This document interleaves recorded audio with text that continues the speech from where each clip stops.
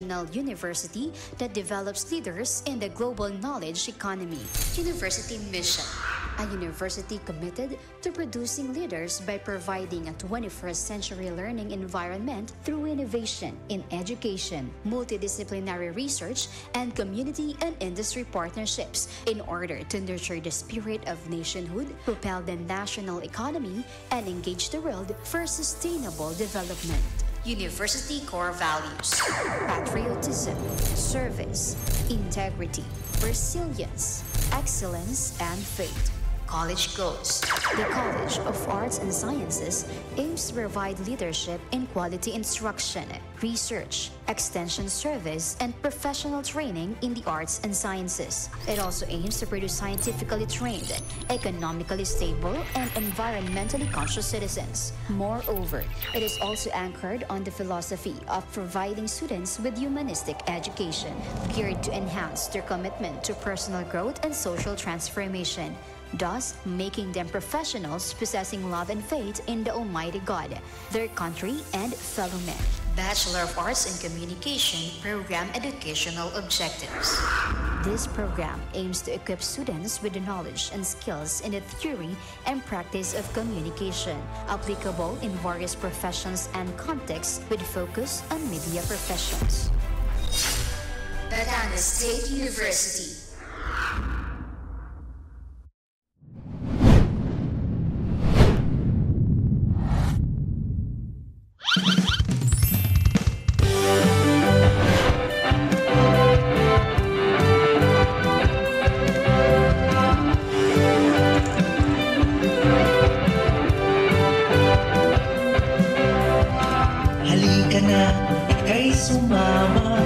Magbibigay kami ng pag-asa, tutulong sa masa, bawat oras ay nakaangkat. Iangat ang tinig ng kabataan, kami ng himig ng karagatan. Sa 96.5, sa 96.5, sa 96.5, the boys and rhythm of the sea.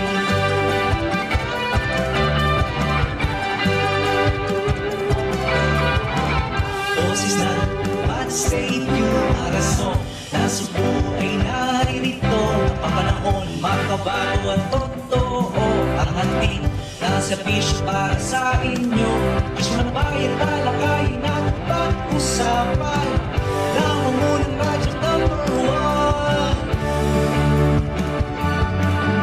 1 sa 96.5, sa 96.5.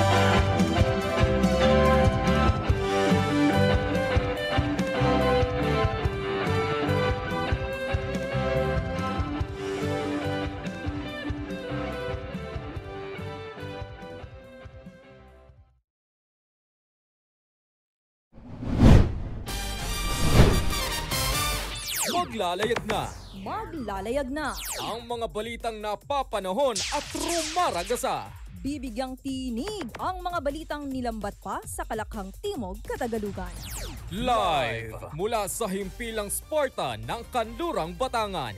DDDWBX 96.5, the voice and rhythm of the sea. Balitang nakaangkla ulat na makamasa, kasangga ang Bat State ulat sa umaga. Magandang araw, Pilipinas! Magandang araw, Batangas. Ito ang Bud State Ulat sa Umaga.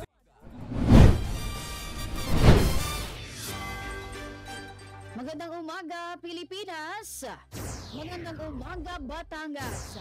Mula dito sa himpilan ng Kanlurang Batangan, ito ang Bud State Ulat sa Umaga. Bud State Ulat sa Umaga. Pinaka-napapanahon, pinakabagong mga balita. Hatid sa inyo ng buong puwersa ng DWBX 96.5, The Voice and Rhythm of the Sea. Bud State Ulat sa Umaga. At ngayon nga po ay araw ng Huwebes, ika-23 ng Enero 2025. Kasama niyo sa tapat at totoong pagbabalita, Lenny Ilaw. Bud State Ulat sa Umaga. At kayo nga ay nakikinig sa inyong nag-iisang himpilan ng Batangas State University, Aras of Nasugbu. Isang mapagpalang araw para simulan ang isang oras ng makabuluhang balitaan. Bud State Ulat sa Umaga. At narito na nga ang mga nagbabagang mga balita. Bibigyang tinig ang mga nalambat na balita. Grade o pinakamalaking festival sa Calabarzon magbabalik na sa Pebrero. Libreng Wi-Fi handog ng Kalatagan LGU. Dole tupad payout ipinamahagi sa Tanawan City. At tendero ng iligal na bentahan ng karne ng aso arestado sa Batangas. Bud State Ulat sa Umaga. Para sa unang ratsyada ng mga balita, pinakamalaking festival sa Calabarzon magbabalik na sa Pebrero. Bud State Ulat sa Umaga. Inaabangan na ng maraming Pilipino ang pagbabalik ng pinakamalaking festival sa Calabarzon. Ito ang Barako Fest 2025. Magaganap ito sa February 13 hanggang 15 sa Manila, Batangas Bypass Road, Inosloban, Lipa City, Batangas. Inaasahan nadadalhan ito ng mahigit 400,000 na mga katao mula sa iba't ibang bahagi ng bansa. Tampok ang iba't ibang aktibidad tulad ng Food Fest, Play Fest, Barako Game na may premyong 1 million pesos at Car/Motor Fest. Kasama rin dito ang Battle of the Bands, Drift Fest, Sports Fest at ang Last to Take Hands Off Challenge. Isang highlight ng Barako Fest 2025, ang Billiard Cup na papangunahan ng mga alamat na sina Efren Bata Reyes at Ronnie Alcano. Hindi rin mawawala ang Music Fest na siguradong magbibigay saya sa mga tagapakinig. Handog ng Team Talino at Puso ang festival na ito ay hindi lamang isang selebrasyon ng Batanggenyong kultura, kundi isang pagkakataon para magsama-sama ang mga tao upang magdiwang ng saya, talento at pagkakaisa. Bud State Ulat sa Umaga. Samantala, ibang balita naman tayo, libreng Wi-Fi handog ng Kalatagan LGU. Bud State Ulat sa Umaga. Para sa balitang iyan, narito si Winchell Tandan. Winchell, i-Bud State Ulat mo. Binuksan na ng Kalatagan LGU at DICT Free Wi-Fi katuwang ang tanggapan ng turismo ng Kalatagan ang Free Wi-Fi for All Station na matatagpuan sa Fish Landing, Barangay 4, Kalatagan, Batangas. Layo ng proyektong ito na magkaroon ng mas maayos na internet connection ang mga tourist destinations para sa mga turista gayon din sa lokal na mamamayan. Ito rin ay pagpapakita ng patuloy na pag-asenso ng bayan ng Kalatagan. Samantala, makikita ang steps upang makakonekta sa Free Wi-Fi for All sa Facebook page ng Tourism of Kalatagan. Para sa Bud State Ulat, ako si Winchell Tandan ng DWBX 96.5, The Voice and Rhythm of the Sea. Maraming salamat, Winchell Tandan. Samantala, yan at iba pang init na mga balita sa aming pagbabalik matapos ng isang paalala. Isa ka rin ba sa laging nabibiktima ng fake news o hindi sinasadyang nakakapagpakalat ng mga ito sa social media? Dahil sa dami ng mga impormasyong kumakalat sa social media, hindi maitatangging lumalaganap na rin ang mga fake news. Kaya't huwag agad maniniwala sa mga impormasyong kumakalat ngayon. Panahon na upang magkaroon tayo ng kaalaman upang hindi tayo mabiktima ng mga maling impormasyon. Narito ang mga bagay na dapat mong tandaan at isaalang-alang bago tayo magbahagi ng mga impormasyon sa social media. Una, basahing mabuti ang impormasyong nilalaman at kung paano nakalap ang balita. Pangalawa, alamin kung anong news outlet o sinong manunulat ang naglathala nito. Pangatlo, tukuyin ang petsa at oras kung kailan ito na-published. Pang-apat, tukuyin kung balanse ba ang pinapahayag na istorya. Pang-lima, obserbahan at tukuyin ring mabuti ang mga nilalamang mga larawan at kataga at humanap ng iba pang pinagkakatiwalaang mga tagapagbalita na naglathala ng kaparehas na impormasyon kung ikay may pagdududa. Mahalagang maging mapanuri at tiyaking tamang impormasyon lamang ang ating ibinabahagi. Isang paalala mula sa DWBX 96.5, The Voice and Rhythm of the Sea.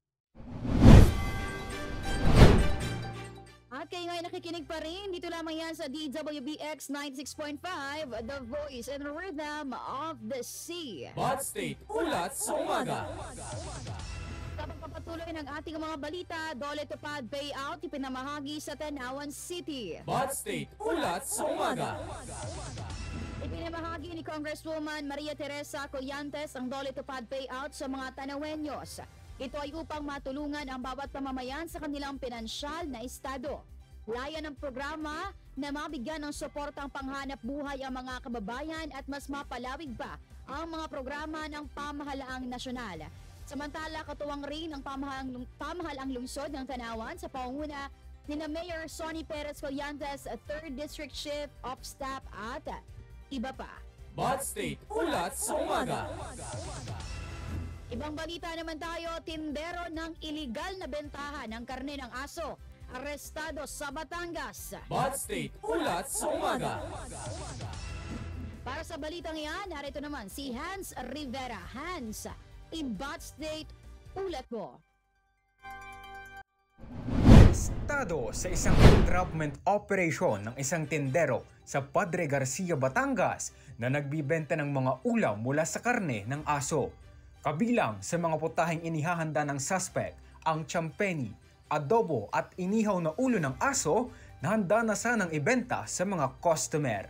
Ayon sa batas, mahigpit na ipinagbabawal ang pagpatay, pagkain at pangangalakal ng karne ng aso na itinuturing na isang criminal offense. Patuloy ang investigasyon upang matukoy kung mayroon pang kasabwat o iba pang kinasasangkutang aktibidad ang suspect. Para sa Bot State Ulat, ako si Hans Rivera ng DWBX and 96.5, The Voice and Rhythm of the Sea. Yan nga ang unang pasada ng mga balita sa aming pagbabalik. Hatid naman namin sa inyo ang ikalawang bugso ng mga balita. Kaya naman manatiling nakatutok dito lamang yan sa DWBX 96.5, The Voice and Rhythm of the Sea. Ako'y may kahandaan, kaya't ako'y walang alinlangan. Narito ang ilang tagubilin sa oras ng lindol. Ang lindol ay isang sakuna na nagmumula sa pagyanig at pagbibitak-bitak ng lupa. Maraming pinsala at panganib ang maaaring gawin nito. Kaya't dapat alam natin kung anong mga hakbang ang nararapat nating gawin bago at pagkatapos ng lindol. Maghanda ng isang bag laman ng pangunahing pangangailangan na maaaring bitbitin sa oras ng pagyanig gaya ng mga delata, noodles, bigas, tubig, gamot at iba pa. Kung ikaw ay nasa loob ng isang gusali, manatiling kalmado at humanap ng lugar na malayo sa mga bagay na maaaring bumagsak. Takpan ang ulo ng iyong mga kamay, bahagyang yumukod at magtago sa ilalim ng matibay na mesa o kama habang nagpapatuloy ang lindol. Iwasang tumigil sa harap ng matataas na gusali, poste o mga puno na maaaring bumagsak. Kung ikaw naman ay nagmamaneho, huminto sa isang lugar na malayo sa mga bagay na maaaring matumba gaya ng mga poste at iba pa. Iwasang lumapit sa tulay at tunnel dahil maaaring masira mga ito habang papalakas ang lindol. Kung ikaw naman ay nakatira sa tabing dagat, maging alisto sa mga abiso mula sa local government unit dahil sa banta ng tsunami. Kung ikaw naman ay nakatira sa mataas na lugar, maging handa sa posibleng pagguho ng lupa. Suriin ang sarili at tingnan kung ikaw ay may pinsalang natamo sa katawan. Maging handa sa aftershocks na maaaring sumunod makalipas ang ilang minuto. Tandaan, ang kahandaan ang magliligtas sa iyo sa kapahamakan.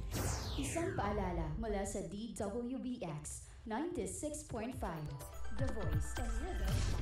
Ngayong panahon na malapit na ang halalan, bilang isang mamamayang Pilipino na may karapatang bumoto ay dapat maging matalino sa pagpili ng mga ninanais maging leader.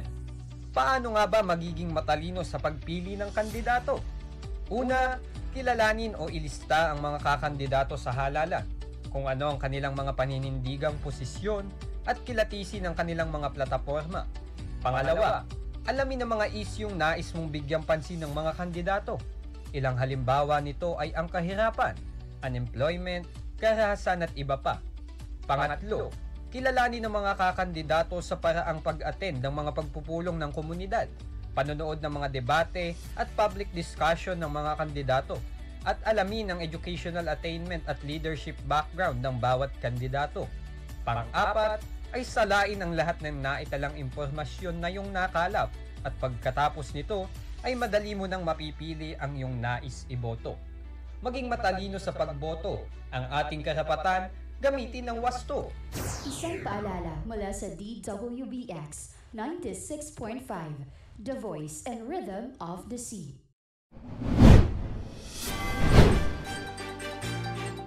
Oras natin, 10 minuto makalipas o bago sumapit ang alas 9 ng umaga. Bot State Ulat sa Umaga. Ngayon nakatutok pa rin, dito lamang yan sa DWBX 96.5, The Voice and Rhythm of the Sea. Bot State Ulat sa Umaga. Hindi natin patatagalin pa, narito na ang ikalawang pasada ng mga balita. Bibigyang tinig ang mga nalambat na balita. Enrollment period para sa second semester sa Bat State U, TNEU, extended na. At Portland Trailblazers, wagi matapos tambakan ang Miami Heat. Bat State Ulat sa Umaga. At para nga sa ating balitang U-Wide, Updates on the red and white dito sa Balitang U-Wide. para nga sa ating balitang U-Wide o University-Wide, enrollment period para sa second semester sa Bat State U, TNEU extended na. Bat State Ulat sa Umaga. Naglabas ang isang anunsyo ang Supreme Student Council ng Bat State U Pablo Borbon Campus patungkol sa extension ng enrollment para sa ikalawang semestre. Alinsunod ito sa anunsyo na inilatag ng Office of the Vice President for Academic Affairs na nakatanggap ng multiple requests para sa adjustment ng enrollment. Kaugnay ito, binigyang katugunan ng opisina ang kahilingan ng mga mag-aaral at in-adjust hanggang February 2 ang enrollment period. Ito ay upang mas mabigyan pa ang mga estudyante, faculty at staff ng sapat na oras upang makumpleto ang mga kinakailangan para sa enrollment procedures. Bat State Ulat sa Umaga. Samantala, narito naman ang ating sports balita.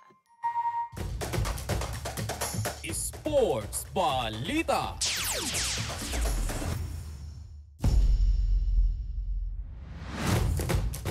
At para nga sa ating sports balita, Portland Trailblazers wagi matapos tambakan ang Miami Heat. Bat State Ulat sa Umaga. Para sa balitang yan, narito si Marwin Gonzalez. Marwin, i-Bat State ulat mo. Natalo ang Miami Heat laban sa Portland Trailblazers sa kabila ng kanilang fourth quarter scoring run. Pinangunahan ni Anfernee Simons ang Blazers sa kanyang 24 na puntos habang nag-ambag naman si DeAndre Ayton ng 22 na puntos at 15 rebounds. 5 iba pang manlalaro ng Portland ang nagpakitang gilas na may double-digit points. Sa unang tatlong quarter pa lamang ay hawak na ng Portland ang malaking 20-point lead sa score na 97-77.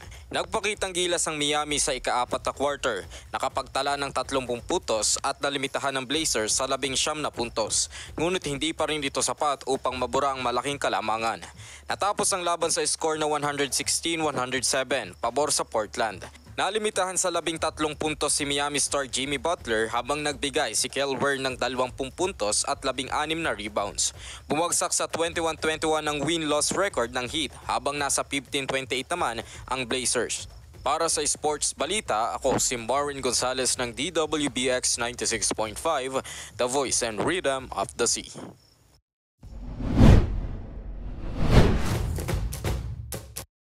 Maraming salamat Marvin Gonzalez. Samantala, narito naman po ang ating ulat panahon.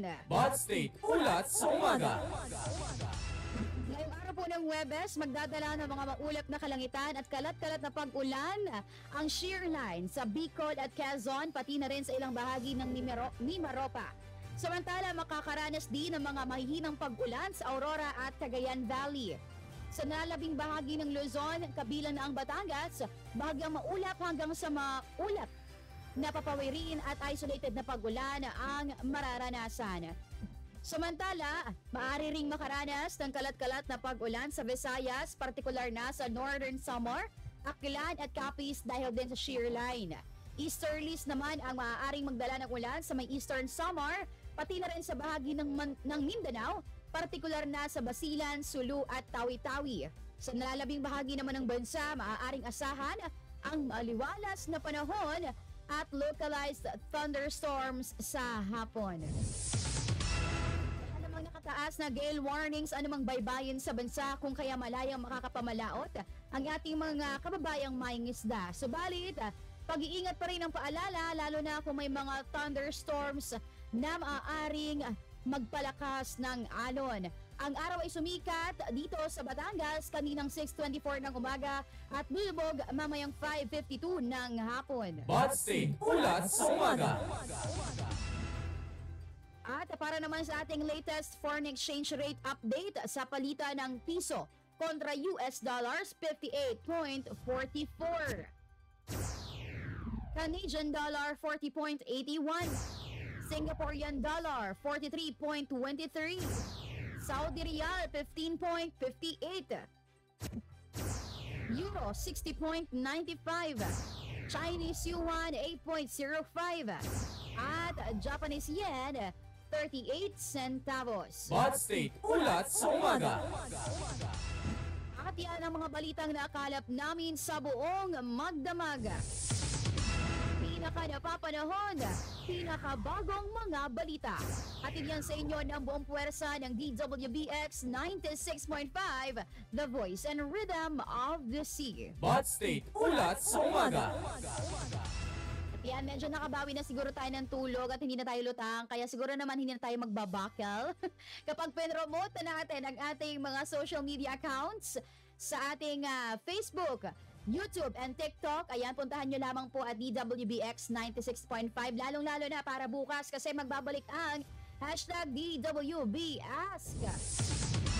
Yan, currently editing na kami dahil syempre nagkaroon tayo ng panibagong episode dahil nag-start ulit ang second semester dito sa Bat State U, TNEU. Kaya naman alamin natin bukas ano kaya yung mga first day experience ng ating mga existing students dito sa Bat State U Arasov.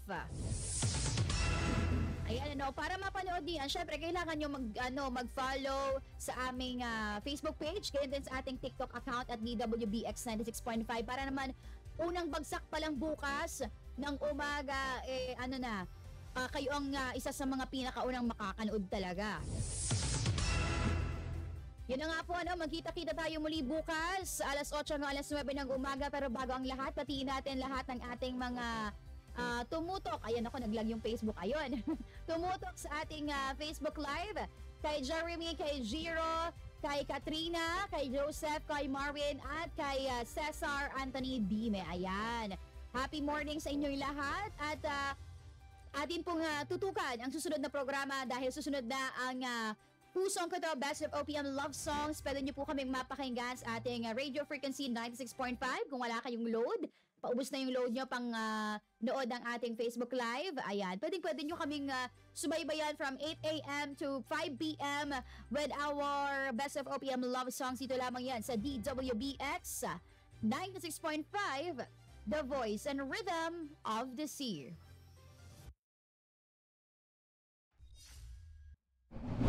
Innovations transforming lives. Batangas State University Vision, a premier national university that develops leaders in the global knowledge economy. University Mission, a university committed to producing leaders by providing a 21st century learning environment through innovation in education, multidisciplinary research, and community and industry partnerships in order to nurture the spirit of nationhood, propel the national economy, and engage the world for sustainable development. University core values: patriotism, service, integrity, resilience, excellence, and faith. College goals. The College of Arts and Sciences aims to provide leadership in quality instruction, research, extension service, and professional training in the arts and sciences. It also aims to produce scientifically trained, economically stable, and environmentally conscious citizens. Moreover, it is also anchored on the philosophy of providing students with humanistic education, geared to enhance their commitment to personal growth and social transformation, thus making them professionals possessing love and faith in the Almighty God, their country, and fellow men. Bachelor of Arts in Communication Program Educational Objectives.